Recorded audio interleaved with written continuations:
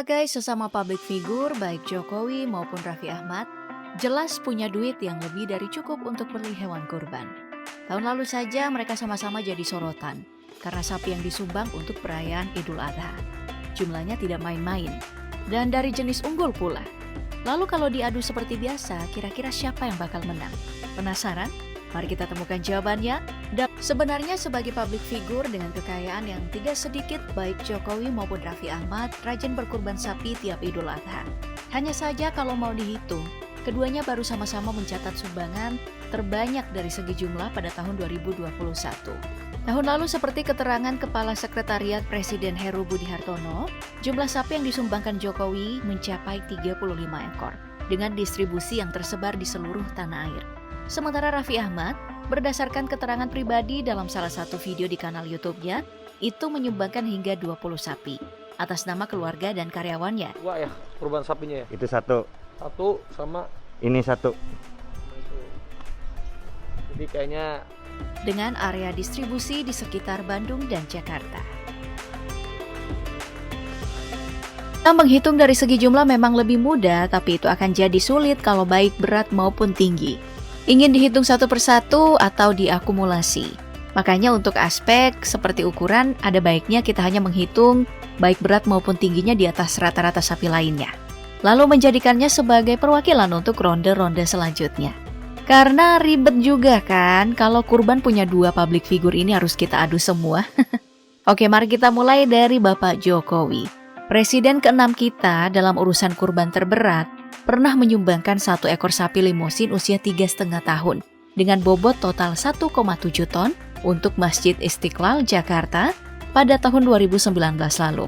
Tingginya sendiri tidak diketahui pasti, tapi kalau memperkirakan dari jenisnya, sapi yang satu ini bisa tumbuh hingga 1,55 meter dengan panjang tubuh dari kepala sampai ekor mencapai 2 meter lebih. Namun ada kemungkinan sapi limosin punya ukuran lebih besar dari itu, mengingat beratnya yang di atas rata-rata. Sementara Raffi Ahmad dalam perkara ukuran kurban pernah menyumbangkan seekor black simmental berusia 4 tahun dengan bobot hampir 1,5 ton yang diberi nama Bos Bager. Sapi ini tingginya di atas 1,6 meter. Ditaksir berdasarkan tinggi badan pemiliknya saat berdampingan, dengan panjang tubuh yang kurang lebih hampir sama dengan punyanya Jokowi. Publik figur kita ini memilih sapi dengan ukuran sebesar itu. Tentu bukan tanpa alasan ya. Sumbangan untuk kurban ini akan dinikmati oleh banyak orang yang membutuhkan. Jadi tinggi dan berat memang harus diutamakan. Karena itu berarti ada lebih banyak daging untuk semua orang. Ya, kita bisa bilang membeli jenis limosin atau black simmental bukan pilihan yang buruk untuk kurban. Kedua sapi ini punya keunggulannya masing-masing.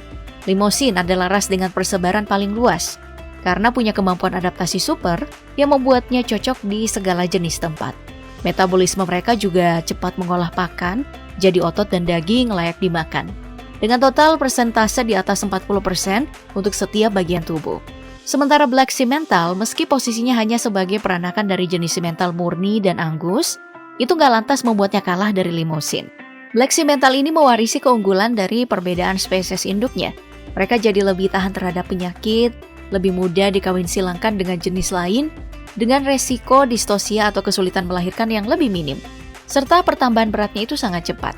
Gak heran kalau akhirnya dua jenis ini, limosin dan black simmental, pada akhirnya jadi pilihan favorit para peternak untuk dibudidayakan sebagai sapi potong. Tapi apakah rasa daging mereka akan sama berkualitasnya? Untuk urusan seperti ini, sepertinya kita menilai berdasarkan skor marblingnya ya. Itu adalah ciri fisik berupa bintik-bintik halus lemak di dalam otot yang bisa kita temukan pada daging merah dari lingkar tengah tubuh sapi. Misalnya bagian punggung dan perut, serta daging dari area bahu, paha, sampai kaki. Nah, kampiun dalam urusan ini udah jelas Wagyu ya. Makanya rasanya enak dan harganya jauh lebih mahal. Lalu bagaimana dengan dua sapi yang kita adu kali ini? Apakah mereka ada di tingkatan yang sama atau setidaknya ya mendekati? Untuk black simmental punya Raffi Ahmad, mungkin bisa dibilang kayak gitu. Karena menurut para pakar daging, tingkat marbling sapi jenis ini ada di 25% teratas. Makanya, mereka jadi konsumsi arus utama di negara pengonsumsi daging sapi terbesar macam Australia dan Inggris. Sedangkan limusin milik Bapak Jokowi Terlepas dari bobotnya ya, ternyata punya marbling dengan jumlah yang paling rendah dibandingkan jenis lain.